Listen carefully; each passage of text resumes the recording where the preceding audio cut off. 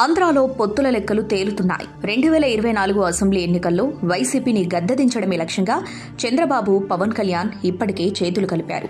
Package కోసమే జనసేన టీడీపీకి మద్దతిస్తుందని YCP నాయకులు ఆరోపిస్తున్నారు. ఇదిలా ఉండగా ఈ పొత్తులోకి బీజేపీని కూడా చేర్చుకునే ప్రయత్నాలు జరుగుతున్నాయి. జనసేన, బీజేపీ ఓ టీడీపీ అన్నట్లుగా ఎన్నికలకు సన్నద్దమవుతున్న వేళ మధ్యలో ఎన్నికల వ్యూహకర్త పీకే ఎంటర్ అయ్యాడు. టీడీపీని జాకీలు పెట్టి లేపేందుకు ఇద్దరు పీకేలు శక్తి వంచన లేకుండా ప్రయత్నిస్తున్నారు అని వైసీపీ నేతలు బాహాటంగానే చెప్తున్నారు. జనసేన పార్టీ 8 ఏళ్ల ప్రస్థానంలో ఎప్పుడూ ఒక పార్టీకి మద్దతుగా నిలవడమే జరుగుతుంది. సొంతంగా బలం చాటే ప్రయత్నం ఎన్నడూ చేయడం లేదు.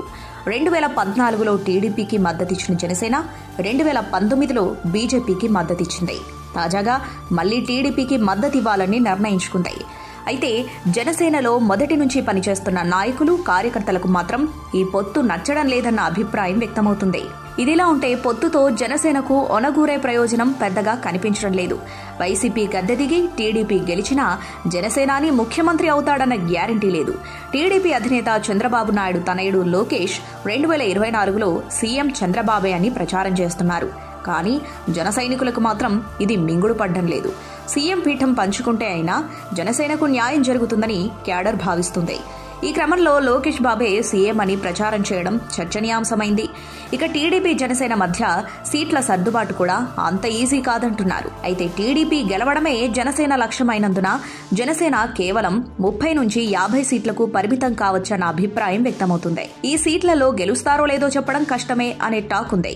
ఇలాంటి తరుణంలో సీఎం సీటు ఆశించడం అత్యాశ అవుతుంది.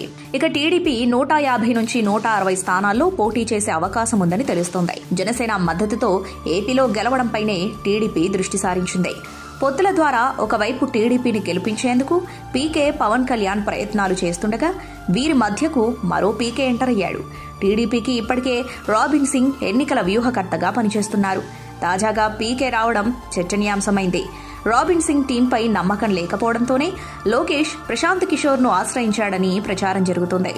గతంలో వైసీపీ విజయం కోసం పనిచేసిన ప్రశాంత్ కిషోర్ ఇప్పుడు తమ వైపున పనిచేస్తున్నాడని మైండ్ గేమ్ ఆడేందుకే ఈ భేటీని ఏర్పాటు చేసినట్టుగా తెలుస్తోంది. ఎన్నికల వ్యూహకర్తగా పనిచేయడం మానేశానని ప్రశాంత్ కిషోర్ గతంలోనే చెప్పారు. కానీ పేరు ఆడుకొని మైండ్ గేమ్ ఆడాలనుకోవడం ఎన్నికల వ్యూహంలో భాగమే అని తెలుస్తుంది అనేది కూడా విశ్లేషకుల వాదన. ఆంధ్రప్రదేశ్లో టీడీపీని గట్టెక్కించేందుకు ఒకవైపు పీకే, పవన్ కళ్యాణ్, మరో పీకే ప్రశాంత్ కిషోర్ 2024 ఎన్నికల్లో సర్వశక్తులు ఒడ్డడం ఖాయం. పొత్తు మంత్రంతో పవన్ కళ్యాణ్ ముందుకు సాగుతున్నారు. ప్రశాంత్ కిషోర్ మాత్రం ఎన్నికల్లో గెలుపు కోసం వైసీపీ మైనస్లు, జగన్ బలహీనతలను టీడీపీ అధినేతకు తెలిపే అవకాశాలు పుష్కలంగా ఉన్నాయి. అయితే ఇద్దరు పీకేల పొత్తులు, ఎత్తులు టీడీపీని గెలిపిస్తాయనే విశ్వాసం మాత్రం ఇంకా టీడీపీకి కలగడం లేదని తెలుస్తోంది. చూడాలి మరి ప్రజా తీర్పు ఎలా ఉండబోతుందో.